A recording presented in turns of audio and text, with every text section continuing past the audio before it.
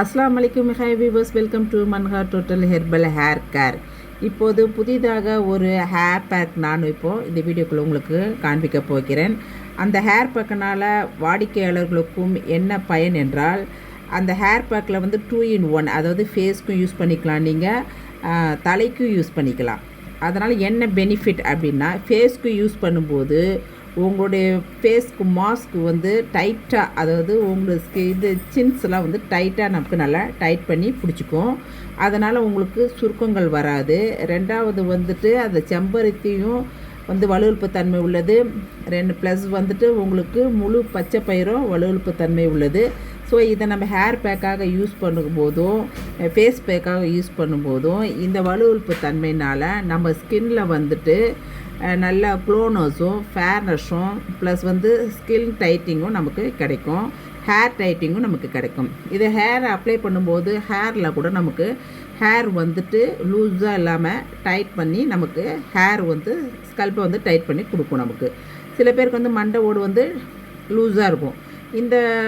இந்த பேக்கை நம்ம அப்ளை பண்ணுறதுனால நமக்கு மண்டை ஓட்டு கொஞ்சம் லூஸாக இருக்கவங்க கூட அந்த ஸ்கல்ப்பை வந்து டைட் பண்ணி கொடுக்கும். இப்போ வந்து நம்ம இந்த முட்டை நமக்கு எதுக்கு நம்ம யூஸ் பண்ணுறோன்னா, பொதுவாக ஃபேஸ்க்கும் நம்ம இந்த முட்டையை வந்து கருவிழி முட்டையை வந்து எடுத்துக்கலாம். மஞ்சள் வேண்டாம், மஞ்சளும் போடலாம், அதுலேயும் நல்லது தான். பட் அந்த மஞ்சள் ஸ்மெல் இருக்கனால நம்ம வெறும் வெள்ளை கரு முட்டையை எடுத்துக்கலாம். இது ஃபேஸ் பேக்குக்கு கூட நம்ம ஒரு முட்டையை அடித்து அதை நம்ம நல்லா அடிச்சுட்டு அதில் அந்த பவுட்ரு போட்டுக்கூட ஃபேஸ் பேக்கை நல்லா டைட்டாக போடணும், லூஸாக போடக்கூடாது. டைட்டாக போட்டு விட்டால் ஃபேஸ்க்கு நல்லா க்ளோனஸும் ஃபேர்னஸும் ப்ளஸ் ஸ்கின் டைட்டும் நமக்கு கிடைக்கும். இதே வந்து நம்ம ஹேர் பேக்காக யூஸ் பண்ணும்போது நம்ம ஸ்கல்பு டைட்டாகும். ப்ளஸ் வந்து இது ஷைனிங்க்கு வந்து ரொம்ப தேய்க்க ஷைனிங்கும் க்ளோனஸும் கிடைக்கும். ஏன்னு கேட்டிங்கன்னா, இது செம்பருத்தி வந்து ஹேர் க்ரோத்து ப்ளஸ் வந்து ஒன்று கண்டிஷ்னர் கூட. அதேமாரி அதில் முட்டையும் கண்டிஷ்னர் ப்ளஸ் ஹேர் க்ரோத்து. அடுத்தது பார்த்திங்கன்னா, இதில் சேர்க்கக்கூடிய பைத்தம்பருப்பு அதுவும் conditioner plus hair growth. So வந்து இந்த பவுட்ரு வந்து 2 in 1 வாங்கக்கூடிய வாடிக்கையாளர்கள் 2 in 1 யூஸ் பண்ணிக்கலாம். இது பெஸ்ட்டு ரிசல்ட் தரும் உங்களுக்கு.